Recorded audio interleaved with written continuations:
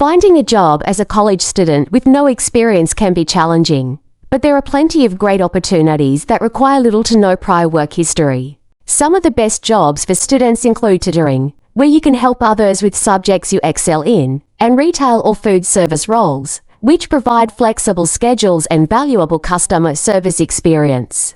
Freelancing, such as graphic design, writing, or social media management, can be a great way to earn money while working remotely. Gig economy jobs like ride-sharing, food delivery, or pet sitting allow you to set your own hours and work around your class schedule. On-campus jobs, including library assistants, research aides, or administrative roles, can be convenient and help build connections with professors and faculty. Virtual assistant positions are also in high demand, allowing you to assist businesses with tasks like email management and scheduling. No matter which job you choose, focus on developing transferable skills like communication, problem solving, and time management, which will help you in any future career. Let me know in the comments which job interests you the most.